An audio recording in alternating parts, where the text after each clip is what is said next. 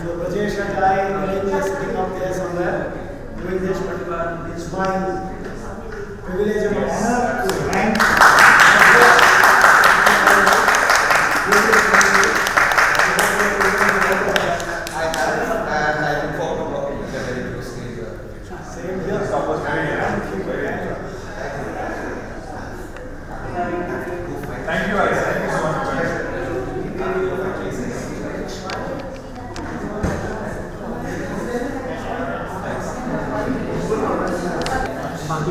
let's get started.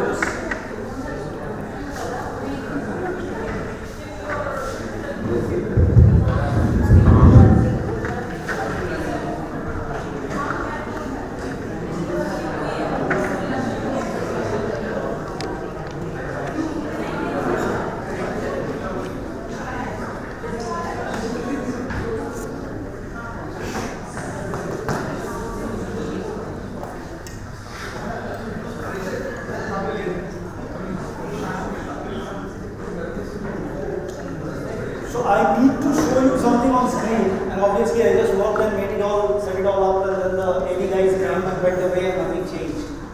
So I'll have to take a couple of minutes to get this restarted.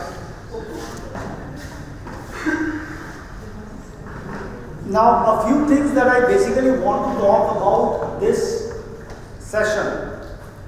And I think particularly the new people, but also everyone else at JGBS must have had a good sense of, we talked about experiential learning, whatever we want to do, that was just a sort of thought-provoking session.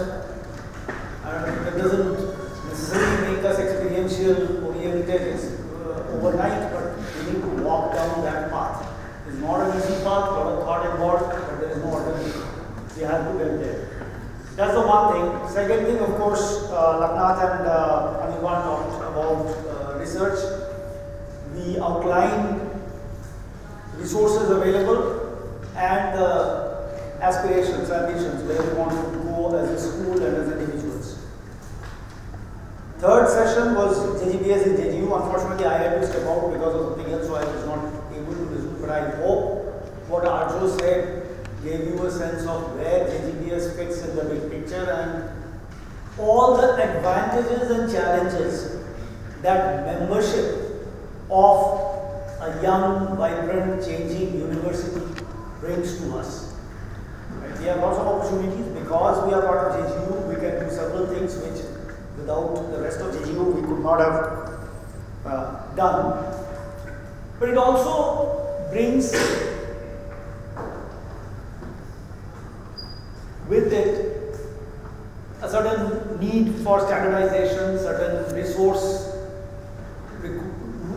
sharing requirements, which reduces our freedom, so to speak, to do anything that we want. So it's a gain and a loss on both sides. I think the net effect is probably undoubtedly positive. Gains do outweigh the losses. But the losses are not zero, and the restraints that it brings in are significant, but there are very good reasons for it. I don't know if Arjo had a chance to discuss the exam process. So at some point, we will, particularly the new people will need to get acquainted with it, the exam department and other things. But today's workshop was not really an orientation workshop for new people. It was a faculty workshop for all of us. So we are really talking about new things, new plans, which applies to the new and the returning faculty equally. So what I wanted to talk about is make a couple of announcements. Yeah, that is. Oh, I said I think that microphone is on. It's on. The portable one. No, it's because of those speakers there. Those stable ones. Alright, these things happen. So, first thing I want to do is introduce to you two new, and when I say you, I don't mean just the new faculty, I mean to everyone, two new assistant deans, Shubhamoy and Ashish Trivedi.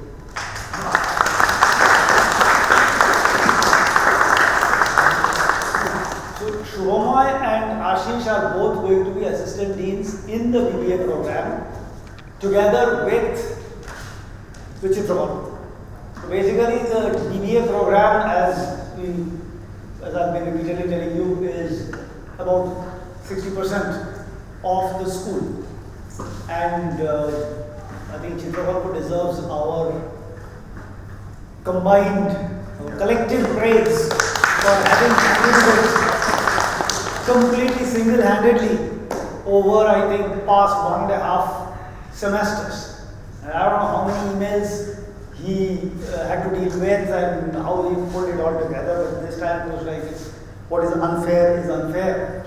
We needed people to share his administrative burden. So I'm very thankful to Shubhamoy and Ashish for agreeing to share the workload with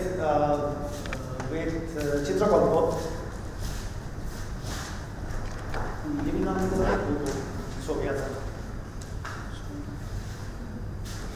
So I had actually prepared a whole this thing, but I hope it's still there because I have to redo it. I don't think I saved it. My mistake, obviously. Not counting on the system shutting down on its own. So, what is it? Just a loose connection or something? What is that? So, while he sets it up, the two ADs. Now, we are also going to bring in certain process changes starting this semester.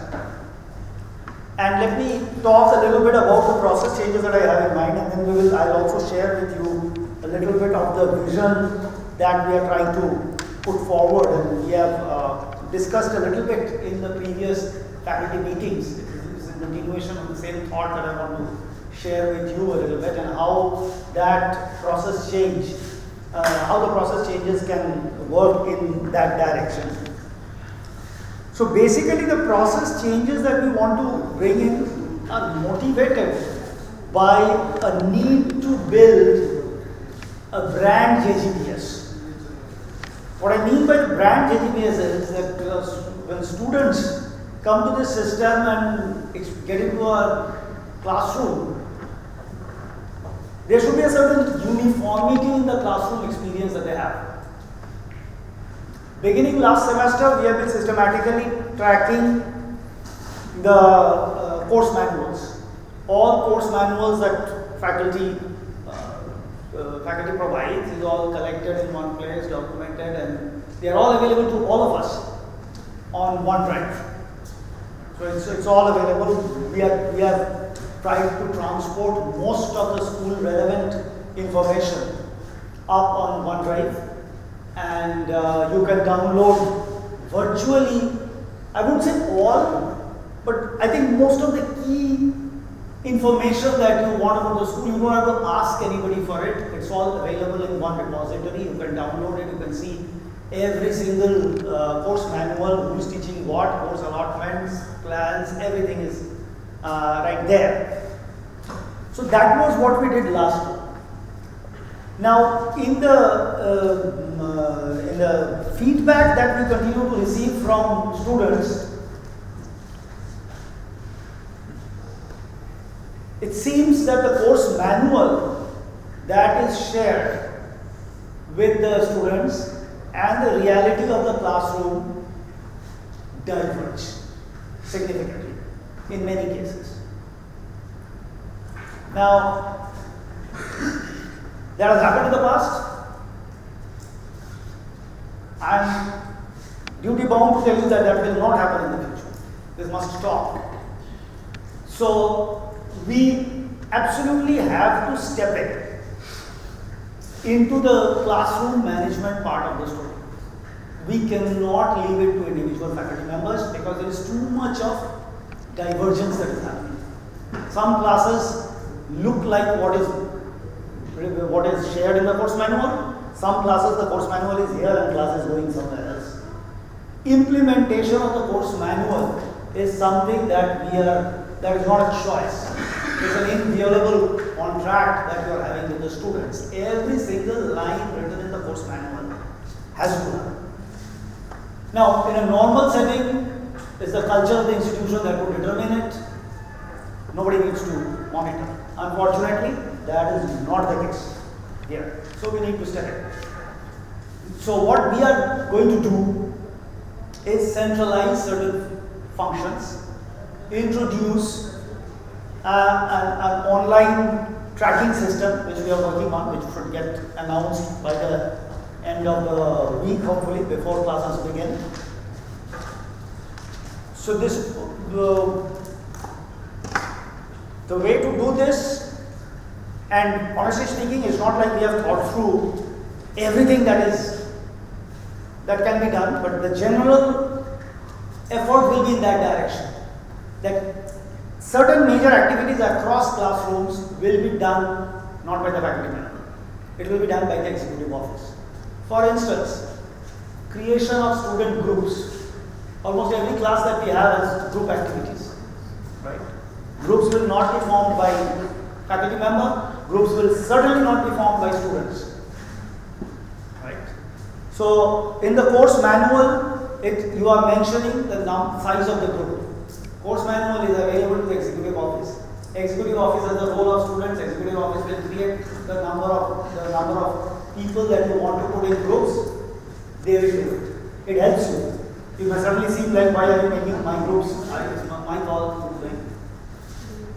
Enormous amount of time is wasted by students coming and lobbying about, I don't want to work with that person has a problem with this guy, and you don't have a choice. If that person is an unpopular person is in your class, he or she has to be placed in some group.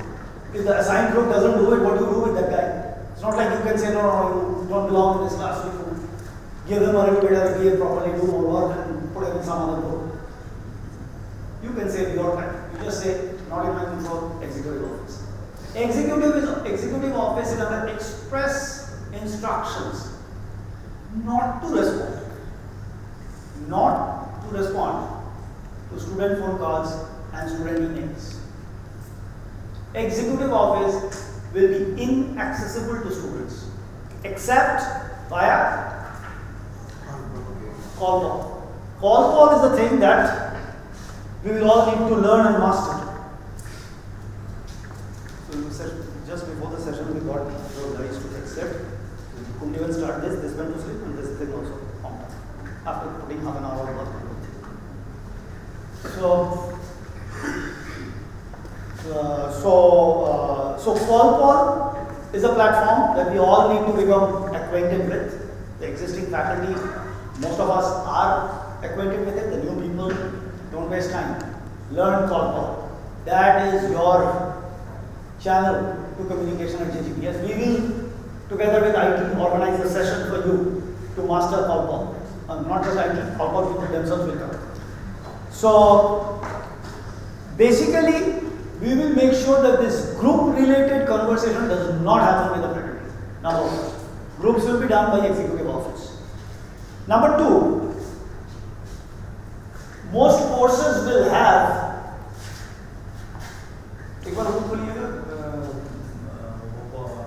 PowerPoint. If the last one is automatically saved or something, then I am saved. Otherwise, oh my God, it's not. Should have saved it. I think our next topic session 4 is Acha? Yeah, I did not save it, so I don't think it is there. But sometimes it picks up the unsaved.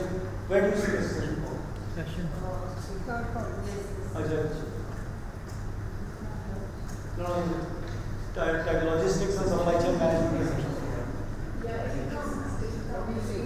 Yeah, something like the unsaved thing should come. That's what I'm hoping. That it will come, but. This one, here, that's right. Escape करिए. Open this one. ये देखिए, ये वाला. हाँ, auto reserve. Good, excellent. इसको रखिए और इसको बचा कर रखिए. Don't let it vanish. Do whatever you can to keep it there and keep it there. Let it sit for a minute. Okay. So, introducing new ADs are done. JGBS experience ensuring uniformity. So, we are here. Centralized class activities. Now, walking the talk is a tracker system. What is the tracker system going to be like and what does it mean? So, in your course manuals, you are going to mention, let's say there will be 4 quizzes on which you are the internal continuous assessment methods, right? You're going to have quizzes, you're going to have presentations, you're going to have projects, whatever. Now, we will now ask you to tell us internally within your period, whether it's 7 weeks or whether it is 15 weeks, you need to tell us dates, exactly when you're going to have your quizzes, when are you going to have your presentations. Now, it may seem like an imposition. I want the freedom to do it whenever I want. You want it, but that leads to chaos. So we cannot give you that much freedom. It will require more planning at the beginning than you maybe normally doing. It will save you a lot of trouble later. So sit down and plan your quizzes. You don't have to share that with the students if you want to keep it secret. That's fine. But you have to share it with executive office. So Nitin is building an online tracker. It's a very simple thing. Excel is a Google form document that will be there. So we need to know on what days what activities are planned. And yeah. Does it also incorporate the experiential learning part of the course? Whatever you're doing, whatever activities you have planned, all that we are asking is plan it more. Like plan it on a day basis rather than on a course basis. Right? Plan it, okay, I want to do it on that day. Now, if you slip from that day, go to the next day, that's okay. But at least we need to know when you are planning to do it. And when are you supposed to coordinate the executive officer? Yeah, so end of every week, you send in, there's a Google form document that will go around where you say, yes, this has been completed. That's all that we need to know. And one more request. Because you're already doing the centralized class activity routine, there's another issue which is a bugger, which is please extend our deadlines. Extend our deadlines. Yeah. So the story is very simple. You go into class first and say, I'm sorry, all my powers have been taken away by executive office. I cannot extend deadlines, I cannot change groups, I cannot do anything. Right? You guys adjust your lives. That's it. And if you don't like this, go talk to the executive office. And executive office is not listening. So, end of story. Right? So, we will move to a system where things will no longer be negotiable. Being responsive does not mean being negotiable. Two things are different, right? So the culture that we have, that the students say, if we come up and do this thing, this will be changed. It will not be changed. When we go there, we will say, rule is a rule is a rule. There is a discipline. This is what will happen. You like it, good for you. Don't like it, too bad. It will still happen there. Right? Now, no pandering to student demands in the hope of getting better ratings. It never results in better ratings. I can assure you that. So we will take away all of that, and the tracker system will be there just to monitor what is going on. Because I'll tell you why all of this is coming from. You'll be surprised to know that an unacceptably large number of midterms happen away from the midterm week. There is a special week designed for midterms, where midterms are supposed to happen in this university. It's not a JGBS thing, it's a JGU-wide requirement. As of last spring, people have held midterms 1 week later from that, 2 weeks later from that, 3 weeks later from that, 1 week before the midterm. Last week of class, penultimate week of class, midterm is getting done. Not acceptable. Right. So, very clear, we are going to now be watching. We are not going to interfere with content delivery. That is obviously faculty prerogative, we have no business getting in there. But class management has to be something that moves by the school standard, not by the faculty standards. There is going to be uniformity, there's going to be one JGBS experience, there's going to be one brand JGBS. Right? So, ensuring uniformity, tracker system, we will soon give you the tracker system. Call pod. I love it, I hate it. I love it as an administrator because it has the promise of solving all my problems. I hate it as a user because it never functions the way it's supposed to function. So it's like, I don't know what to say. I'll stay away from problematic parallels, but whatever. So we need to fix it because I don't think we have the powers to change it. So the call potentially can give you the entire chat facilities and all of that, but the simple thing that call fails at doing, or at least failed multiple times in the spring semester when I depended hugely on it, was just to talk to academia. Academia is our main student data, and call takes that student data from academia and then lets you do all the funky stuff in it. And it is that link between academia and call which keeps on collapsing. And call goes and refreshes student data every night, because academia also changes, some student dropping off, something happening, some here and there, and I don't know what goes wrong, but halfway through class you suddenly go and you cannot no longer find your class in call. That leaves you in a really pathetic situation as an instructor. So we will have to talk to call continuously. Yes. Call has another feature which allows us to take quiz online, which saves a lot of time reading and everything. Now, call, although it allows us to take the quiz online, it is not. It doesn't really work the way it should. Now, my question is, there are some free softwares available online which allows us to take more complex quizzes, questions shuffling, option shuffling, allowing us to incorporate graphs in it. Are we allowed to take a JGU quiz on a platform which is not an official JGU platform? Are you allowed to do that? Good question. I'm tempted to say yes, but I would hold back on that. We'll have to check. So let's have a chat with Vajesh and possibly with APCI or something, and let's see what is the rules there. But we also want to get into a situation where some student tomorrow says, no, I did not have an I'm not required to have an account on that. How can you hold a thing that is not required? People can create trouble. So I am tempted to because I have suffered call myself and I'm no great fan of call. Unfortunately, call is the university platform, so I have been forced to live with call.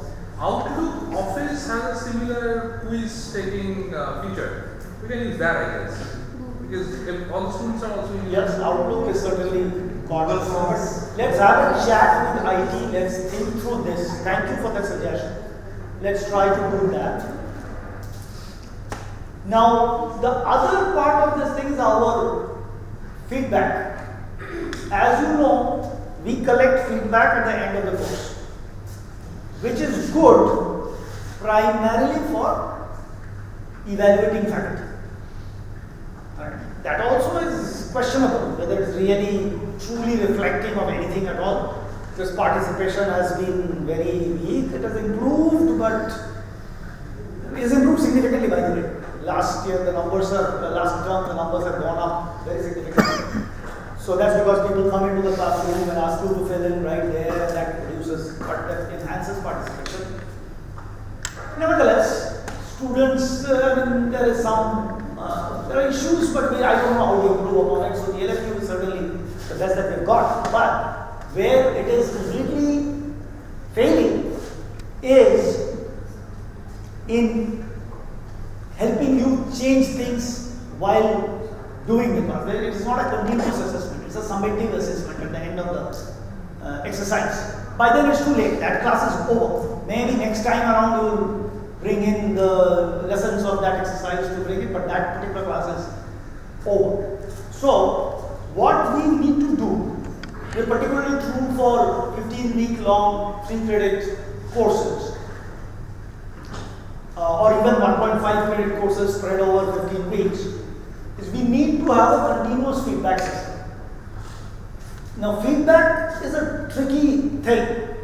It's always that the opinion of the loud dominates, and you don't want to go that way. It's anecdotal stuff. So I obviously get to try to hear what's going on, what's the student side of things, and there are faculty members and courses about which I get diametrically opposite opinions. Some love this person, some hate this person, some love the style, some hate the style, some love the material, some hate the material. Now, what I understand is, unless I go and ask that, I will probably only get to hear one side of the story. And do understand that negative is always louder than positive. So you'll always hear complaints, and you'll only get to hear praises when you specifically ask for that, ask for the opinion. But complaints you will get without asking for it. They'll come up to your door, will tell you that they don't like something. So this anecdotal stuff, talking people informally doesn't work. And what we need to do is need to collect feedback. Now, at least a midterm feedback is absolutely needed. Now, the midterm feedback is faculty, it's up to the faculty. We can supply you with a format. The data does not need to be shared with anyone. It is completely for the faculty members' eyes only. You keep it. But you definitely do it. Gather it. Look at it. You can put ratings, etc. You don't have to share it with anybody. There is no need for any administrator, AD or anyone to see it. But do it yourself and require them to put in comments. Right? Just the scores, don't tell a complete story. Require them to put in, otherwise you have to ask like 30 questions to understand what is good and what is bad. Because every class is a mixed bag, right? Is a glass half full or partially full. Certain things are very good, certain things are problematic. So how it is getting combined into a single number is a complicated thing. So, and our students are very reluctant to write one sentence or two sentences, so you have to prod them multiple times. Please do write, there's a space there, right? Want this. Nagging helps. So you get so we should do a midterm thing, if only for the faculty's own observer, but the exercise must happen. And what I would request assistant deans and the vice dean academic to periodically visit the class. This is and this will happen uniformly. Right? So this is not a reflection that if the AD has come to class or the VD has come to class, the faculty, there must be some complaints going about the faculty, no, nothing like that. It will be the AD's and the VD's job to periodically visit classes, ideally all classes.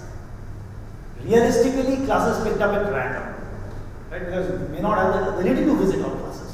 But there are 80 classes going on in the this thing. So we have only 3 BBA, 2 IBM, 1 MBA, 6 ADs, and 1 vice dean academic. Right? 7 people. They themselves are all teaching, they themselves are doing their own research. After all of that much monitoring is just not humanly possible. We can use technology up to a point, after that we just run out of bandwidth. So none of the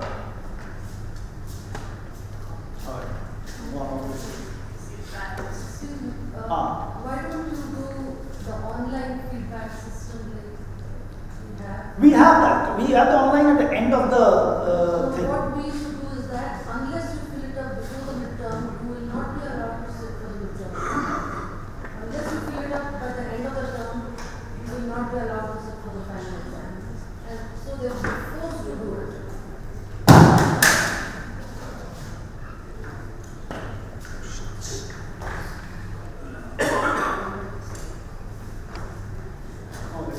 Proving disastrous here. Let's see, keep things. I don't want to destroy it.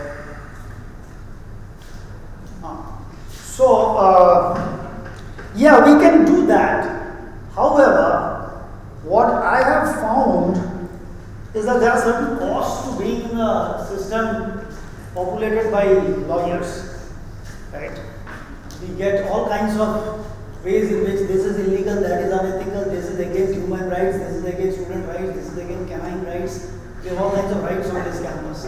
I'm not kidding, right? So now the point is, so it's like if you say that you cannot take your test without providing feedback, some smart aleck is going to come up and say, tell me what rule in which amendment stops me from doing that. We will spend an inordinate amount of time fighting that battle, regardless of whether we win it or lose it. So it's a bit tricky. So we cannot make certain things conditional on certain things, right? So for example, a student, and it's not like I also know this right to education business that well. It's certainly not part of the right to education as a law, but whatever is thought of as rights. The student has a right to take classes, has a right to appear in exams, has a right to score, pass or fail, but a right to be evaluated. And I don't think you can easily make it conditional on certain other things. So there are challenges there. But it's a bit of a persistence game. If you keep on dumping on them and say, well, I'm waiting for 15 minutes, you will do something, they will do something. They also, it's a battle of grit. They will be obstinate, you will be unyielding after a point in time. After all, you are faculty. After all, you are the command of the class. So do that. So these ADs and BDs coming to class, understand it. It's not so much. It's not like the AD can come to class and actually figure out what is right or wrong in the class. In 10 minutes, what was the AD? Nothing. But the reason why we do it is, or why we plan to do it, is number one, give the students a sense that we are cognizant of what is going on, we are responsive, we are listening. It's not just the fact that we are listening, but we also have to appear to be listening. So that is important. It's the perception of being watchful is what is going on here. And the other part of the thing is, sometimes it's good to let them vent out some of the complaints that they may have. And those complaints may not be fixable, they may be not at all the faculty's fault or anything. And it could be about the AC not working. Trust me, an AC not working can hurt your ratings. Right? And we human beings they are not capable of segregating things that are, Instead of the visits, can't we just have open houses with the students? Because if we are visiting the professor, the professor is teaching, it's very disrespectful also, I feel. no, it depends on how we do that visit. Because it's not, one thing is, it may not be a surprise visit.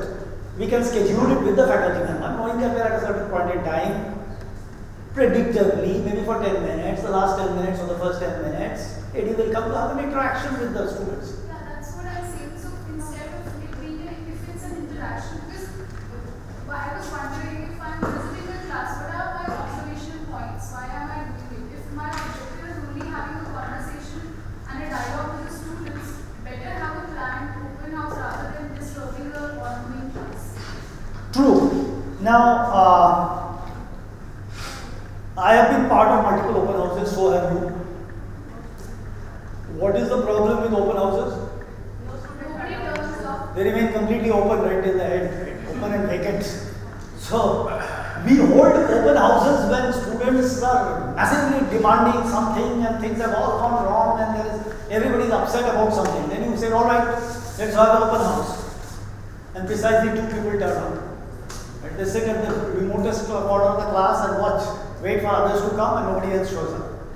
I said, what happened? Because we were upset, we wanted to tell us something. And when we asked you to come, nobody shows up. So it's a massive waste of time to ask people, but unfortunately the administrators and the faculty members have to go there. Because that is our job to listen and then nobody is speaking. So it's a collective waste of time to get our students to any venue outside class. By the way, why do students come to class? Okay. So it was a philosophical question, but it was answered. Well, it's also not, I don't want to be that, I don't want to be that negative on that. I think even if we remove that attendance rule, people will still come. But not probably in that many numbers and not probably as much. But yes, attendance is a great motivator. So unless they have 75% attendance, they are not allowed to take the exam. So whether willingly or otherwise, they come to class. So attendance is probably the number one reason, and then there is other factors also. So, but so getting them to any activity elsewhere is a challenge. So if you do this open house thing, you want to get into an empty room and waste 1 hour and then come out knowing nothing. But at least you walk into the class and it should not look like the ADs and the vice dean is policing anything. That is neither the intent, nor should it be the perception. Let me share my experience, sir. Even after 2 years of their completion of their program, also, some of the students they doesn't know who is their program head. I used to ask students to go and get clearance from your program head. Again, I was asking you who is my program head. Huh? This was happened in semester academics. No, I have done this so much. People are possible, okay, I have this problem, let me go. The dean has to answer. I said, yes, the dean has to answer, of course. But why do you need the assistant dean? Who's the assistant dean? I said, oh, never mind, Professor Chitra said. Yeah, he's the assistant dean. Okay. So don't assume that the students know that even the system around here. But anyway, we will bring this. You know what? Honestly, we haven't thought through all of this that much in detail. This we more or less are focusing to be done in a formal and standard manner end of this week. Right? This we are doing with EO, what all activities how we do. This is still work in progress, thought in progress.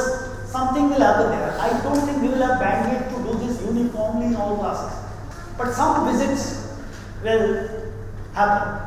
Right? And should not be taken as a quality check or anything like that. It's just ADs coming to class asking how's the course going. Because ultimately, the ADs have the responsibility for the program, just as the faculty has the responsibility for the course. So it is quite okay. It's almost like a chef preparing a meal. Once in a while, you have to take a spoon and check whether the salt is okay, whether the ingredients tomato is in the right proportion or not. So there's nothing wrong with that. Now, this time we are focusing quite a bit on orientation. And it's very disorienting. We have been working hard, Anshu and Meenakshi and Gurpreet and Chitragal, of course. Yeah, they have been working throughout the break trying to do this. It's not easy because first we have time constraint. When are the students coming? There are so many other activities happening. What can we do? It's a rainy season. We cannot do this. We cannot do that. We don't have venues. Mind-boggling, sir. The orientation is very disorienting for us. But nevertheless, I think I would still probably ask Anshu to tell us what is the status of. I know I'm catching you by surprise, but you can update us a little bit about what is in the plans, and we absolutely need every faculty member to be here on the first and second for this orientation. Good afternoon, everyone. So we are trying to plan the orientation on 1st August and 2nd August. On 1st, it's for MBA students. On 2nd, it's for the undergraduate PBA and IB students. The challenge we had, like shared by Sir, was venue, student timings, when are they reporting and other things, and a proper trainer in what do we include, what not, and the time constraint, because the classes are also commencing on the 1st of August. Along with that, on 1st, from 4:30 to 6, we have a commencement lecture. So, 3 things, so not to confuse, so commencement is the JGBS wide, so all the students and faculty would be required to be there. And along with that, as an internal academic orientation of the students, so that they don't, most of the students we have seen over the past that they don't know, don't have any, knowledge of the academic rules, examinations, other things related to the program structure, faculty, area coordinators, who to go to, where and when. So these are the things, especially the interaction and the ice breaking between the new students and the faculty members. So on the first, we are planning to register the students at around 8:30 in the morning, and the program begins around 9 and it ends at 2. So we give a break of around 2 hours before we sit in the commencement lecture. So I would request all of you to join, and on that day, because we are having MBA orientation, however, those who have classes for the undergrad would still continue teaching in their undergrad classes. What about that? Only MBA first year will not have class. All other classes, MBA do come. That is a challenge I was sharing, that because we do not have any venue or any other time available on our hands. Those are the only 2 dates we had, and thus we are trying to make some effort so that the students are able, to interact with each other first, and with the faculty members, those who are available on that day, those who are not teaching at that time, from 9 to 2. And what are we including in that? So we are having some experiential learning exercises around peer experience, know your faculty, who are the area coordinators, around program structure, code of conduct in the classroom, especially do's and don'ts, the subtle do's and don'ts we are not able to write explicitly in the handbook, but we are expecting out of them any learning contract that we want to establish between the expectations from the faculty and what are their expectations from the program. And all these things would end around 2. And we've also requested Mr. Arun Albert from OCS. He is joining, and he has actually designed very good activities around it. So it would be not a one-way lecture kind of an orientation, but it would be very engaging. We're trying to make it an engaging process. On the second, it's a full day activity. We're trying to have a full day activity till 5, but again, because of the venue constraints, if we are not able to procure venue till 5, then again it would be a 9 to 2 activity. So before lunch, we plan similar things, but for UG we are planning, because they are transitioning straight away from school to college life, so it would be little more rigorous around how to adjust to the new academic life in college. So again, those who are not teaching on second, you are please requested to join the orientation. Meenakshi has something to say. Meenakshi. Am I audible? Yeah. So, we are starting with classes on the first for IB and BA both, which means when MBA is going to have the orientation, classes will begin for BBA and IB 2019 as well. As far as representation is concerned, on the second, we will be making a column that tomorrow, whether we will be having the activities for 270 students approximately on the second, which is a very big volume for us to handle. So classroom constraint is one. B is obviously the weather, in which we have a rainfall prediction of almost 75%. So in that case, after 2, we have normal classes. That's on the right. Thank you. Actually, my thought was that we should do this orientation pretty much over the entire first week, or at least 2-3 days of the classes. And it was like, I was a little wary of putting all of them in one place and doing it, particularly given the large numbers and the fact that we don't really have massive auditoriums here. We have a 220 seater is what we are talking about. That's the largest capacity single venue that we have got. And the numbers that we are talking BBA and IBF combined is already is likely to be greater than that. 250 is probably by the latest count, it's around 250 already, the incoming batch. So yeah, we will see how it all pans out. But understand that this orientation orientation seems to be one of the most important things, and orientation may not be a one blow activity.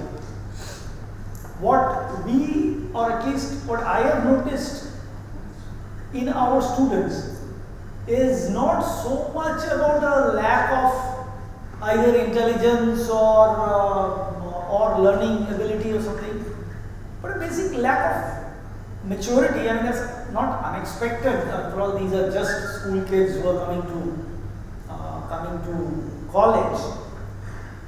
But also a certain level of complete lack of introspection, complete lack of questioning about why am I here, what am I going to get out of my 3 years of education, should I be here as opposed to something else, what do I like, given 5 subjects, do I like one more than the other 4? If you ask that question, you'll be stumped.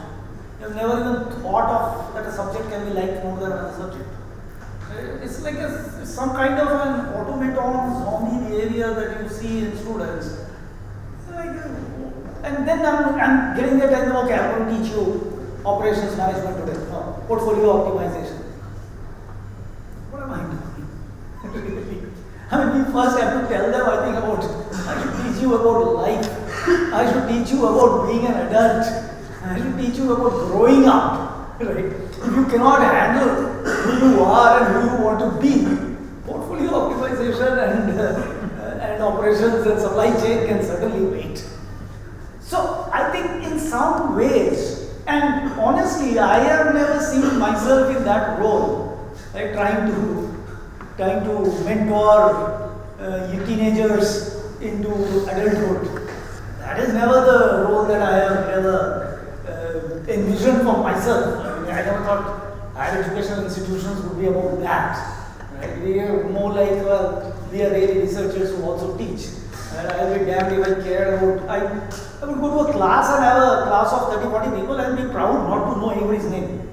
What do I care? I told them what they need to know and I'm done. Right? I don't need to know about who woke up late and didn't have breakfast today morning, not my lookout. I'm not this guy's father. Right? I'm just a teacher. And I'm perfectly fine with their hands, with that distance kind of an approach. And at the end of the day, delivering content doesn't get you anywhere.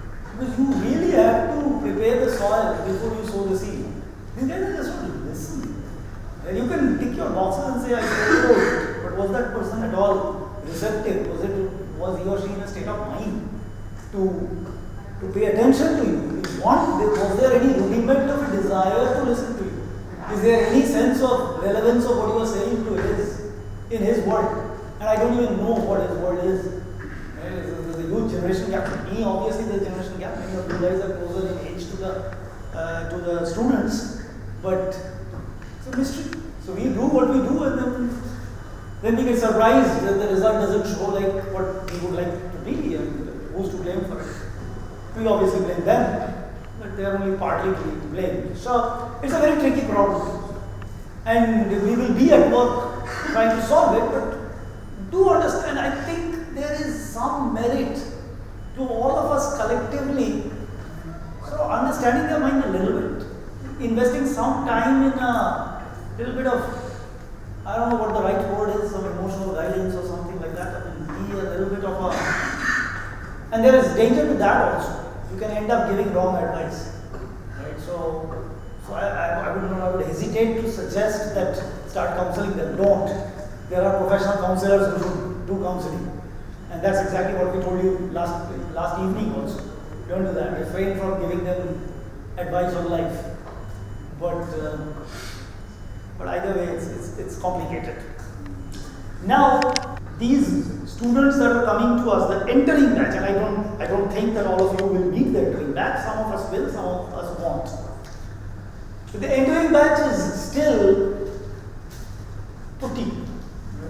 It's soft putty. After a point in time, it will harden, and it will be that much more difficult to reorient things. So the sooner we can drill in the right shape to that putty, it's going to harden in that form. So we certainly try to do this, but we are also learning as we go. The faculty handbook Brajesh is finalizing it. Anshu, what is the status on that one? Is like getting out, done finally, or something? Or where are we on that? It will get done this week. Okay. So this week the faculty handbook will come out. Look, this is a combined handbook, right? JGBS handbook, right? Is what we are coming out with. We'll come out with something. Read that. We'll distribute. That's a set of rules that we will follow. Policies at JGBS. One single place. It will be up on OneDrive. It will also be emailed to you. We'll follow that. Now a few things just for the new and new faculty, both full-time and adjunct. Before we move on to Yes. I have one suggestion. So this is a problem that I have faced and which have kind of spread over to the other faculty. At the very end, at the back end of their program, the 6th semester, students come up to us and they say that we are falling short of 2 credits, 3 credits, 4 credits, 5 credits, 6 credits. Right? So what do you do? We have something called an IRP, which I'm not Individual research project. Independent research project. They submit something, and we have to grade them on it. It's not a very good way of giving the students 6 credits. So basically, they are getting it for free. Is there a way we can ensure that at the end of every semester, the student gets to know whether till now the student is Absolutely. grade or not? Absolutely. The students do not know that. That is absurd. I mean, that just shows the amount of ethic the students have to their own career progression. Because every semester end, they get a mark sheet from the exam office saying their credits they have completed and the scores the grades they have earned. So the fact that they don't know primarily reflects that they don't care. But we nevertheless cannot move away from that. Even if they don't care, we have to care. So I agree with you. We have to keep on giving the message. I think and earlier on, rather than he has guided some students on IRP and he would, agree with me that it's a farce. The IRP. Then you need to have some other way to make sure the student doesn't fall short. I agree. We have to be preventive of that problem, not curative. Take electives, something. And it's not really fair on the students either. So I know that the students have their own problem. I think for that 6 credit IRP would probably take the student 20 hours of work, while a 6 credit course, like 2 full courses, like 45 hours, 90 hours of in-classroom contact plus exams and all. So yeah, no, I agree with you. Because IRPs should not happen. End of story. So we basically have to follow the student not just in the class with continuous feedback, but throughout the program with the continuous feedback. We have to keep our eyes, and that assessment needs to be continuous and not at the end. We cannot let the problem accumulate and then solve it. We have to stop the problem from occurring in the first place. Anything else before we move on to this section? Yes, Arsh. Yes, we have faculty mentoring system where students are assigned to faculty members who are called assigned to be mentors, and that system happens. So that itself brings in its wake several issues. Mostly the issues are somewhat benign. So what happens is the faculty member has probably 13 students, and most likely after 25 emails asking people to meet up, not a single of those 13 students would ever bother to go meet their mentors unless a crisis happens. In which case that student's parent is going to call up and say, who is the faculty mentor, how come my child was not advised that this was going to happen, etc. So yes, we have a system. I cannot claim that the system is working perfectly, but on the other hand, it is not obvious what improvements can be done to that system either. So another one of those prickly, thorny areas. So I have a follow-up suggestion because this is what close to you. There is this concept of pass fail credit. Do we have that? We have that. So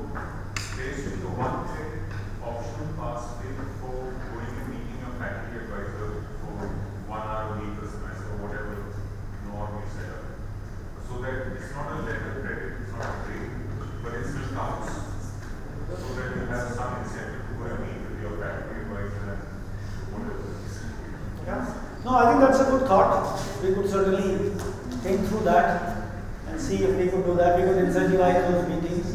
Do we have to submit attendance online everything? Attendance, class attendance. Yeah, exactly. Very good question. So, I think we will definitely need to schedule for all of you. And I know some of the adjunct faculty is traveling from a distance, so it's unfair to ask you to come back or something. But we'll have to, maybe you can join in electronically also. We'll have to give you a resources orientation, right? The audio visual, the call, the ERP system and all that. So basically, we take attendance on an electronic platform called Academia. That is our classroom management software. So in Academia, you can just do it online, and some people prefer to do it in paper and fill it in Academia later. Bad idea. Usually it's a good idea to do it in class. Once you enter attendance, it's frozen. The faculty does not have editing rights, but the executive office does. So the problem that people face is late attendance. You have taken attendance, then the kid comes 5 minutes later, I was not there, but I was there for the rest of the class, I deserve attendance. You take attendance at the end of the class, the student games that and comes exactly 5 minutes before class ends and sits there, and now you are in a ethical dilemma whether to give this person attendance at all or not. Right? Sometimes you take attendance and the person says, oh, I had just stepped out for the washroom when you took attendance. Issues happen, but they are not so bad as to be damaging to the whole thing. We do live with it, we manage it, but it does require corrections. The way the system that we follow is you send an email to the AD approves that change of attendance and marks it to the executive office changes attendance. So we just create a couple of hurdles to get there so that the frivolous changes are minimized. That's the thing. Now, my thought here is to have and this is a thought, I have not discussed this with anyone, and I came up as I was typing this. Is it a good idea to have a buddy system for the joining faculty?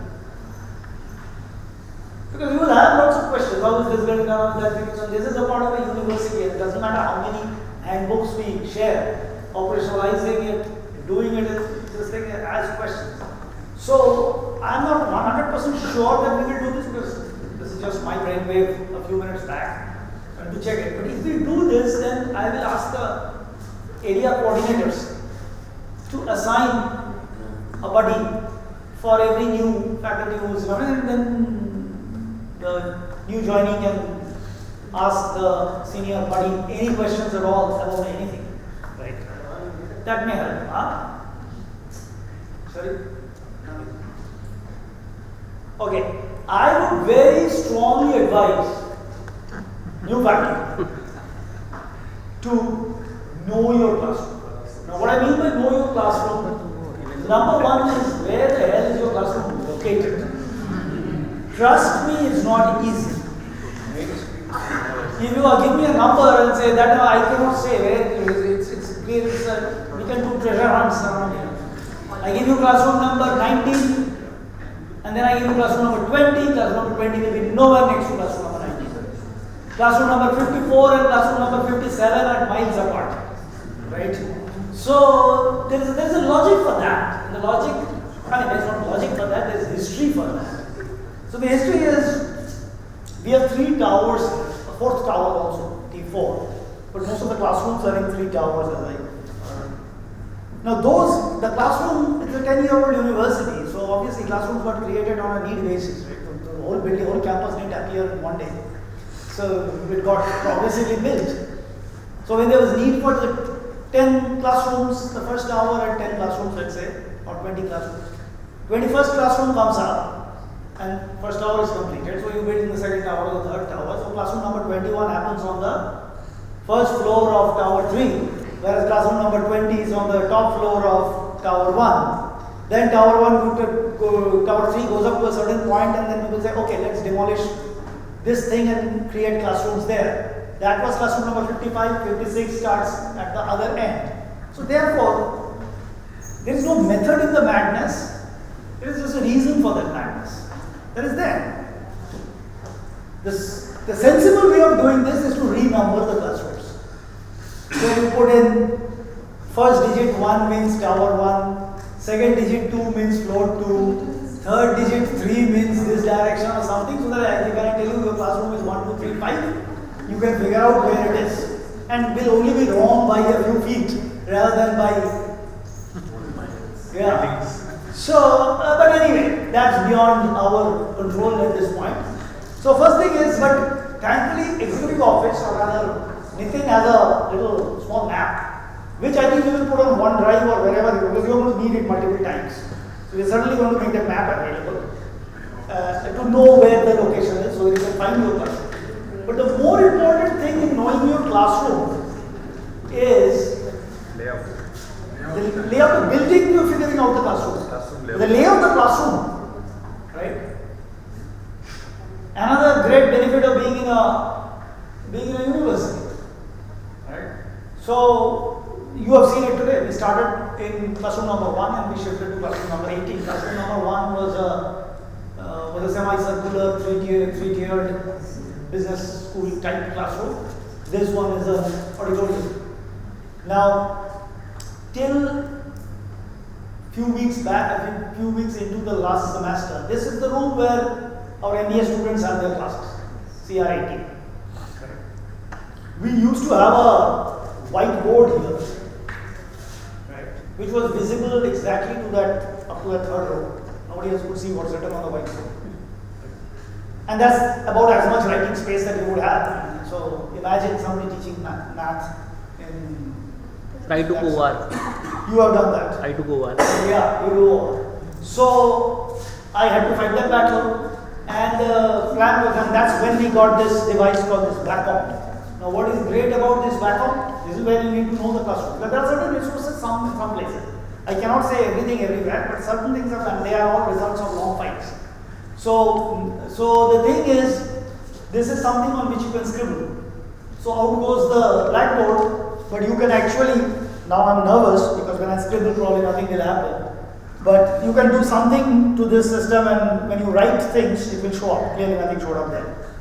But something needs to be turned on somewhere, and you can use this as a writing device, which is visible to everyone. So we will need to do a session for the IT AV to give you the ropes of the gadgetry in the different rooms. And the gadgetry in every room is different. And over time, your learning will be knowing what is the probability of the projector not working in classroom number 19 and whether it's greater than that not working in, and therefore preparing your material in such a manner so that you can function without a projector. Right? Or coming to class 10 minutes before to call the AV guy who can come and fix it. So if you are, this is a place where Murphy took retirement, I think. Murphy's law works here. Whatever can go wrong will go wrong. Guaranteed every single time. Right? You saw that yourself in Russia. So if you think that this is the area where you wanted to give shape to your just-in-time thoughts, well, think again. It's going to blow up. It's going to blow in your face. All over. So always be prepared for calamities. This will not work, that will not work, this will not happen, this place will stay, there will be a dog lying on the, sleeping peacefully just under the teachers, the faculty tables. We were nicely protected, enjoying the AC yet not feeling too cold, the prime land estate over there. And be very careful to giving a smack to the dog to get it out. The dog may not do something to you, half the university will be up in arms.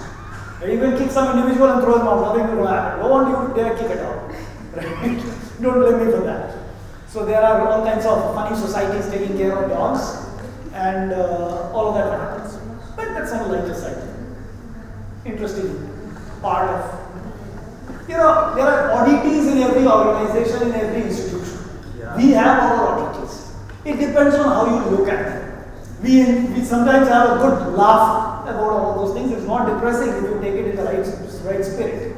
There are a lot of great things about this place, right? Which I have not listed them out in the hope that you will discover them on your own. I have spent 2 years here, and I'm really proud and happy that I joined this institution. And this is not my first job. I have worked in various places around the world. Right? So I'm very happy to be here. I'm very proud to be here, and I'm very proud to have my colleagues and my students. So all the bad mouthing that I do here is not to depress you, it's just to prepare you so as not to get a shock the next time the negative things happen to you in the classroom. Right? But then keep your eyes and ears open. I think this campus has rightly been awarded the cleanest campus, the Swachhta rankings. It's one of the most beautiful campuses anywhere in the country. The landscaping, the horticulture, even the buildings. It's not absolutely perfect. Things are not absolutely. I mean, this something will be broken, something will not work. Yes, but overall, the quality is quite commendable, and it's not easy to maintain and run a university of 5,000 people with 500 faculty members. And the amount of intellectual activity happening here, simply in terms of the number of events getting held, if you have the time, you will have historians telling you about how a British era activity resulted something in some place. You have a human rights activist telling you about what's going on. At the same time, you'll be at a loss for what to attend. Intellectually, this is one of the most vibrant campuses in the country that I have ever been to. And that connects, and we want to contribute to that. That reminds me of something that I forgot to tell you. The centralized class activities. It's a requirement that every 3 credit course has 2 sessions delivered by practitioners. Every 1.5 credit course has 1 session delivered by practitioners. Now, that the existing faculty already knew from last term. This time, we will ask you the names of those people, the visitors to your course, and the dates on which they are visiting beforehand. And on your tracker, you are going to confirm that the visit actually happened and the talk happened on that day. Right? So that is the walking the talk part. So that is part of the centralized class activities. So you need to plan. When you say, yes, I'm going to have two visitors, don't park that thought for later to figure out who and when. Think that who and when now in advance and say, yes, I'm going to invite so and so to come to class this one and communicate it. Who is fine, but when is slightly difficult when it comes to inviting practitioners because they cannot actually give you rates that well ahead. It may not be that difficult as we think. I mean, eventually you want to ask the person to come, right? At some point. Now, instead of saying, will you come this Thursday? What you're saying 1 month before is, will you come on such and such day? And it's okay. You target that date and the person comes the day before or the session after that, that's all right. You understand that? Then at least have something earmarked. So that, you know why? Because at the end of the day, we know who's coming to which part, what is going on campus. Many of your visitors are resources for us also. And we want to be in the know and we want to connect and build our industry relationships with those visitors. So having that automatic database getting created, instead of going back at the end and said, how many things did we do this semester? And the Vice Chancellor asked us this question. He said, well, how many events happened at JGBS? And that's when we get stopped out. I don't really know, I have to check. And when you get to check, it's not easy because we don't have everybody has done things in an uncoordinated individual manner, and putting that data together is a challenge. So all of that is there. I just want to end with one website thing I don't know whether you have had a chance to see this.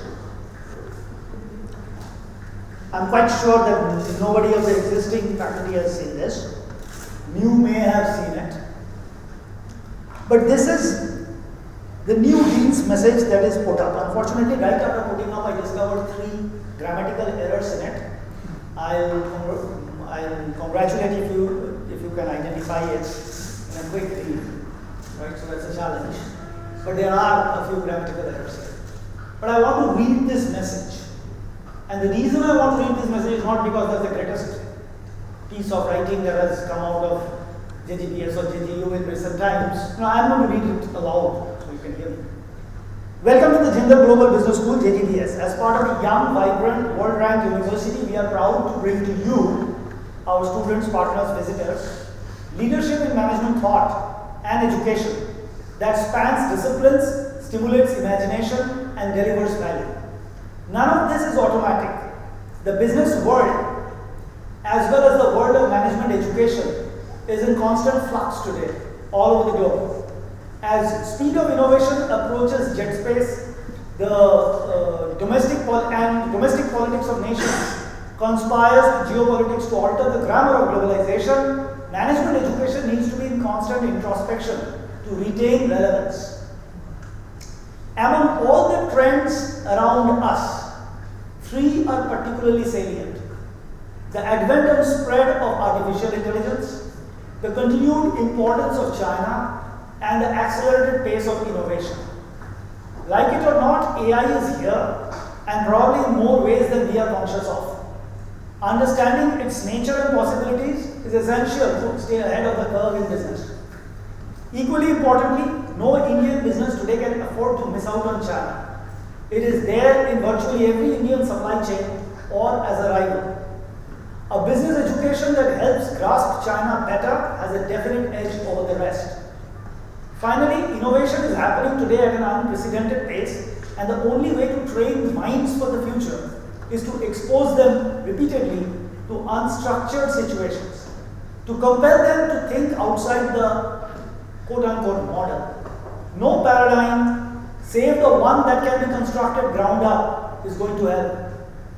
Shaping open analytical minds rather than creating doctrinaire actors is therefore more likely to bring success to alumni. These are the core beliefs that inspire the design of our offerings at JGBS. There are several ways that make JGBS programs special.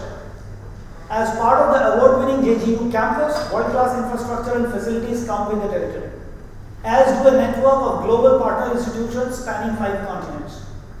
Our programs, from the BBA, MBA, and integrated BBA, MBA to the PhD, all are focused on training the mind and building skills for the workplace, national and global.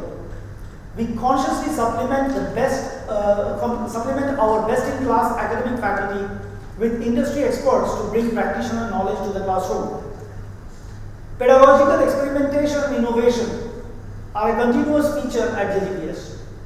As B schools around the world experiment to keep abreast with technology and new generation learning habits, we are undergoing a conscious drive to make most of our classrooms experiential. Entrepreneurship and innovation are central to our approach.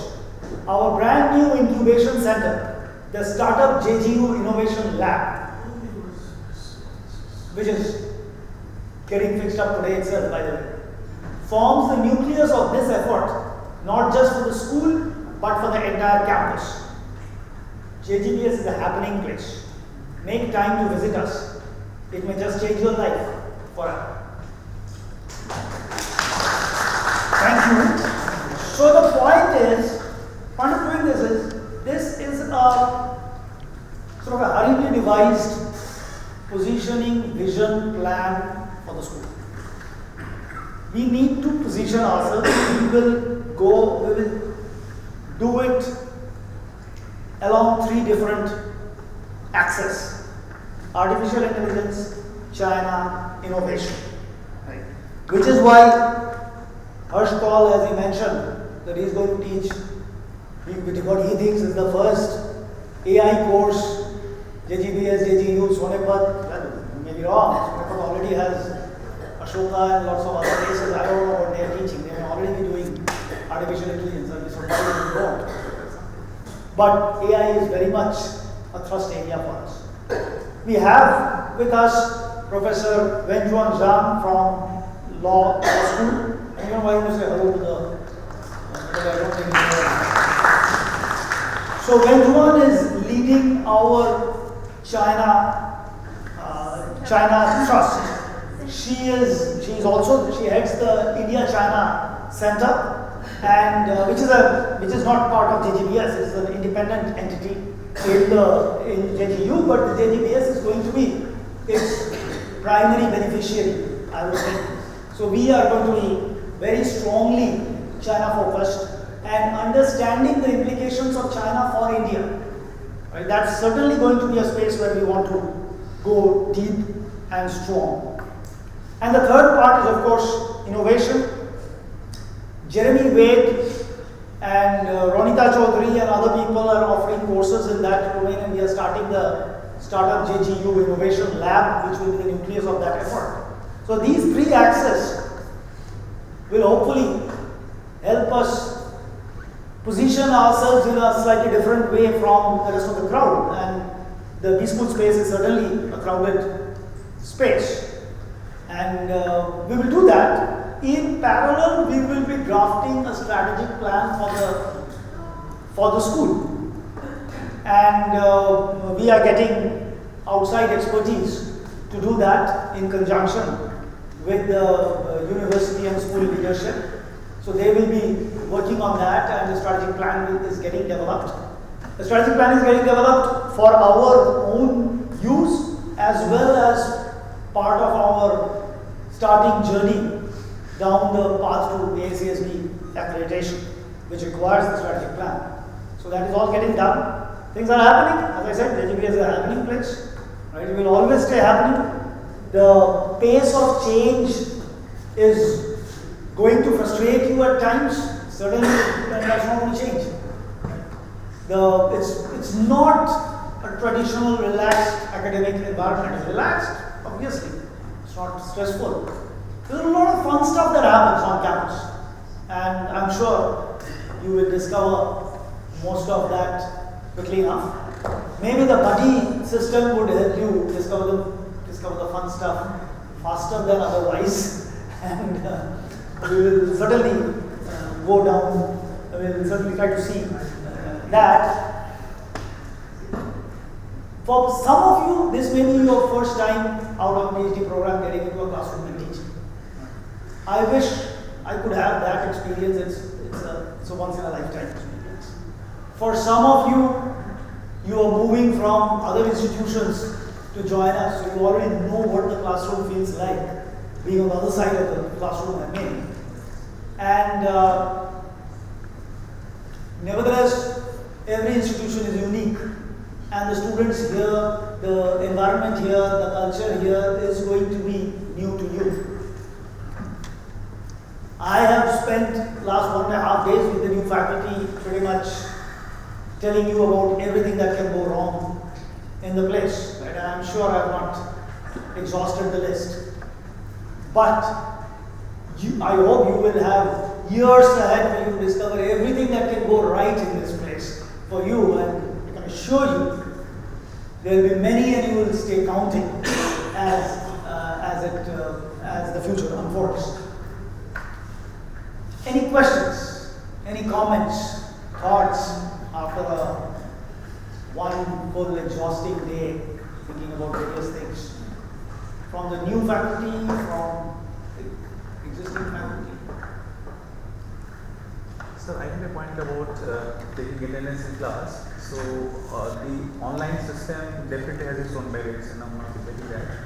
But there were instances when I had to take attendance on paper.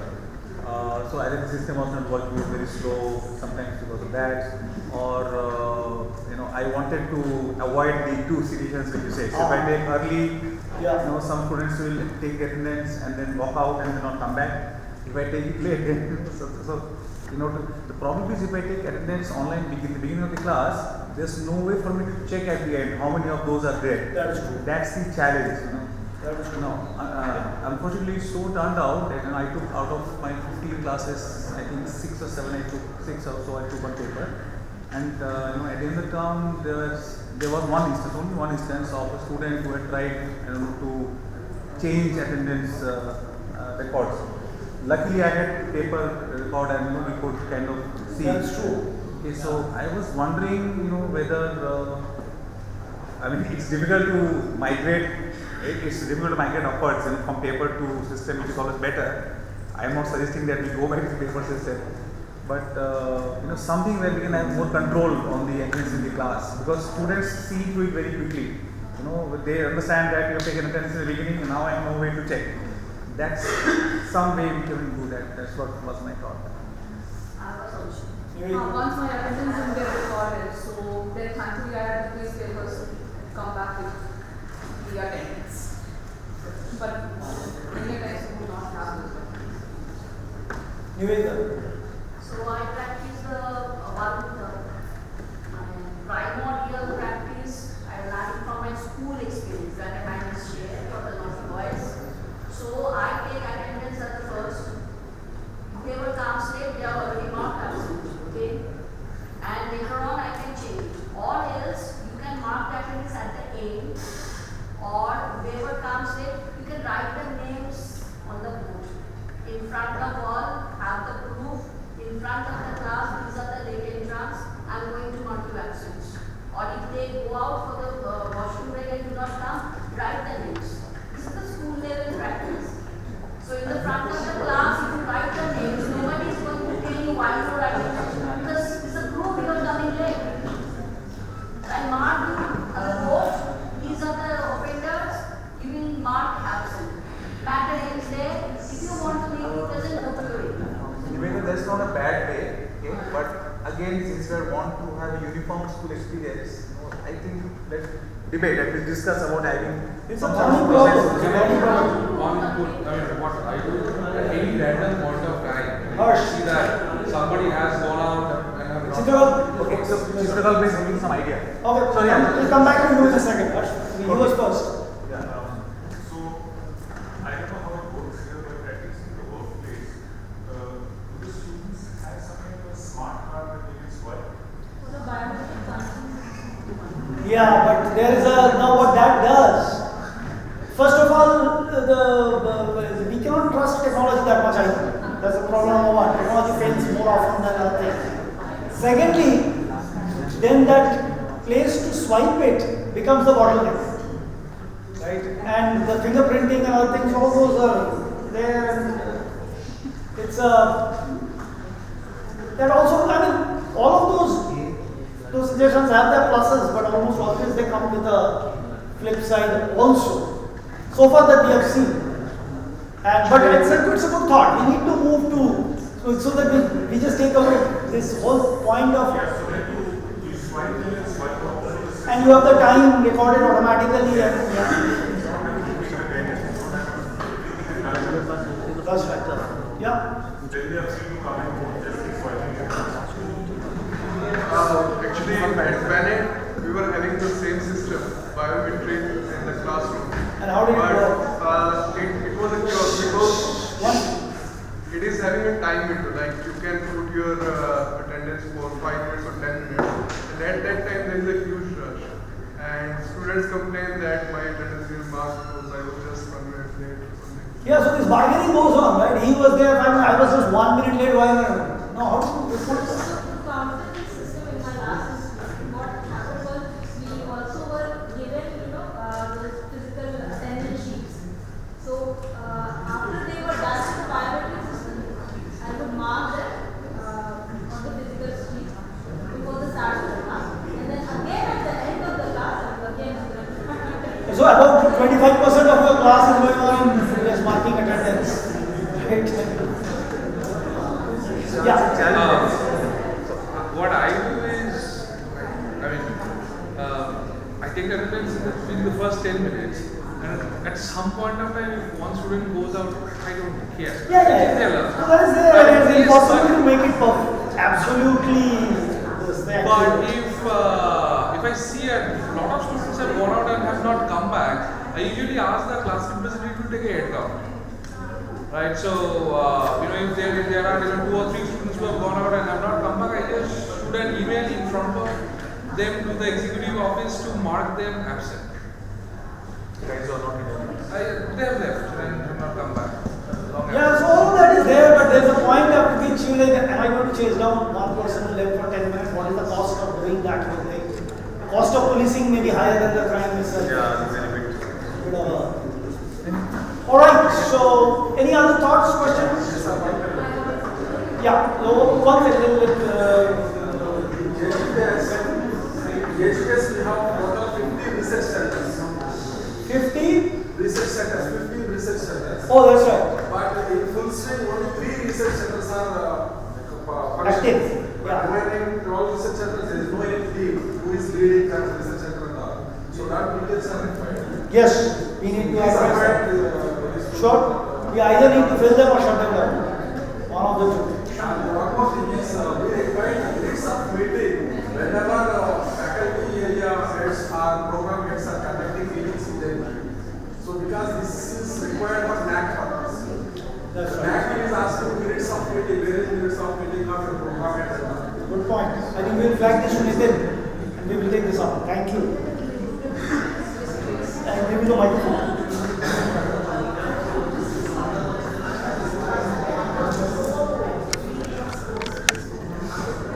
Yeah.